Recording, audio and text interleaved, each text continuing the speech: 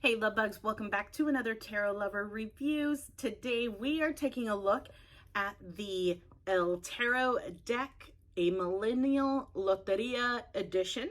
So if you've heard of this tarot deck or you haven't heard of this tarot deck, hopefully this review and the flip through that comes afterwards helps you to decide on whether or not this tarot deck is right for you. Now, if you want to skip straight to the flip through, feel free to take a look down in the description.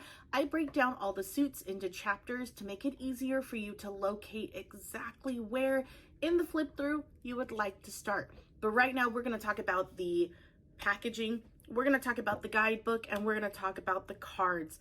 Cardstock, card images, the naming conventions, the size, the back, everything. So if you're interested in the details, feel free to hang around and find out.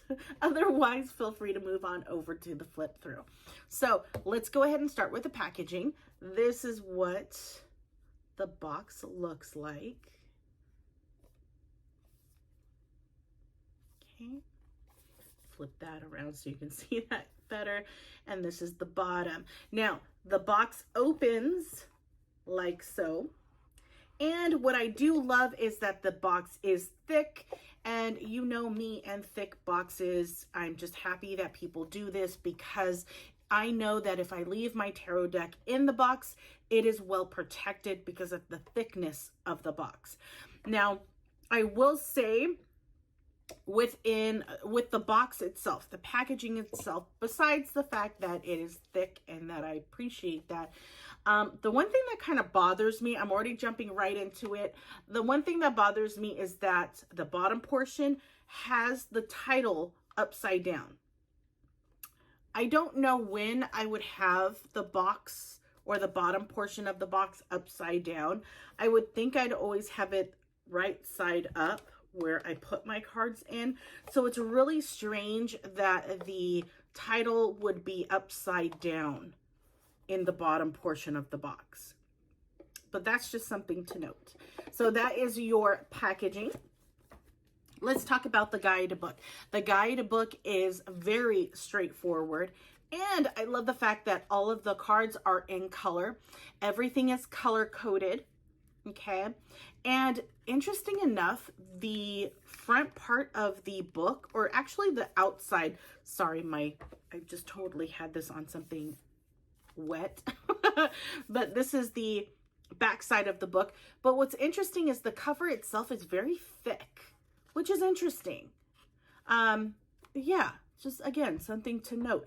But the cover is thick. It's kind of like a hard cover. And then like I said, the information, the cards are in full color on each of the pages.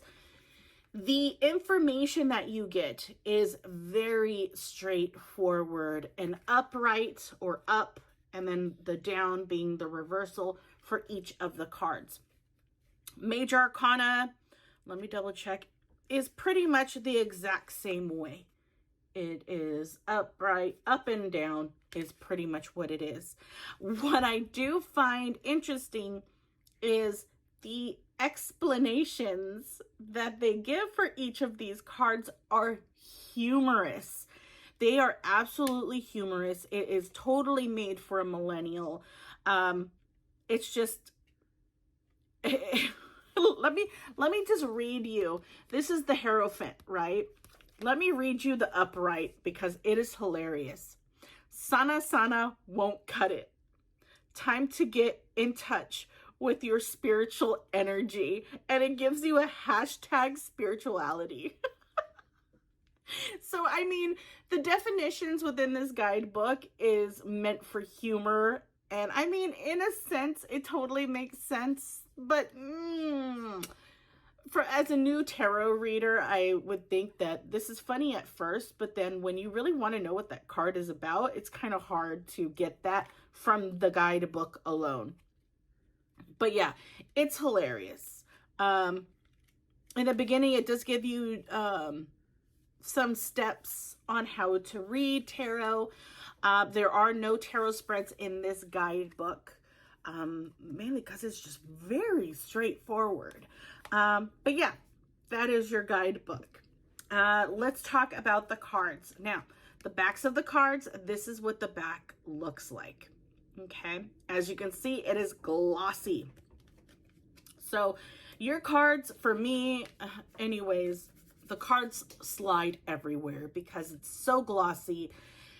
There's no control. I have a hard time with glossy cards, and that's just a me thing, or at least I think it's a me thing. But yeah, that is the back of the cards. Let me put the box back here so you guys can see it. Okay, so even though it's like really small back there, but that is the back. The cardstock is a typical sized tarot card size, but I have a comparison here for you. I feel like it's a little, yeah, it is a little bit smaller.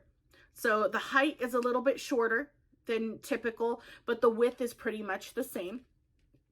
So I don't feel like shuffling this size of a card would be difficult, but the cardstock might make it difficult. So that's another thing with this card deck. When I try to flex it, okay, compared to how I flex this, I have no problem in flexing this one. This one is, I have to put more pressure on it, and I don't like when cards start to bend because you fold it so much. And of course, it all depends on exactly how you shuffle your cards, because that's going to determine how warped your cards are going to get. But I feel like when the tarot cards are thicker in cardstock and you shuffle in that poker style shuffle or the riffle shuffle, you're more prone to having your cards bend that way. And I'm not a fan of that. I try to keep my cards in best condition as possible, so I will change and alter the way that I shuffle specific decks because of their cardstock. So that's another thing that I wanted to mention. It is a very thick cardstock. For it being a shorter one, it's thick. So keep that in mind, because it does make it a little bit harder to handle in your hands because of how much thicker it is. So yeah, keep that in mind. So let's go ahead and talk about the naming convention and the imagery. So I always compare this to the Rider-Waite-Smith imagery. The reason why I do that is because a lot of the guidebooks out there that you can purchase is really based off of the Rider-Waite-Smith imagery and naming convention. So if you plan on using a guidebook that you purchase outside, at a store, what have you, you may have a hard time kind of connecting the two with this tarot deck. I'm giving you a hint. But that's why I do these reviews, to give you that comparison against the Rider-Waite-Smith, especially if you're a new tarot reader and you start with the Rider-Waite-Smith, but you want to move out into something different, something more modern, more you. That's why I do these videos, to give you an idea of what you can expect with these tarot cards.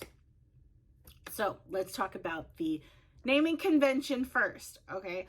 So naming convention, compared to the Rider-Waite-Smith, completely different, okay?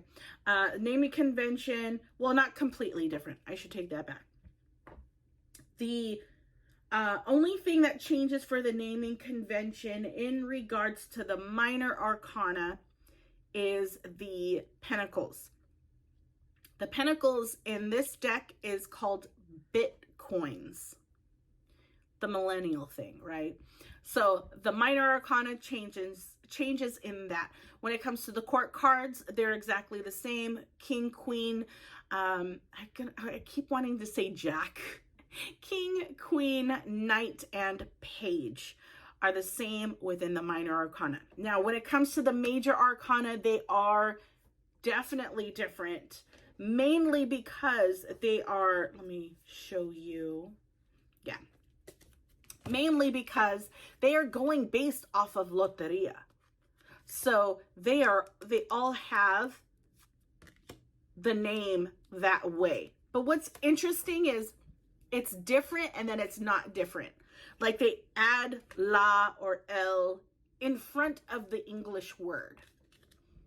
It is the name itself doesn't change. It's still in English, but they either add a la or an L to the beginning of it.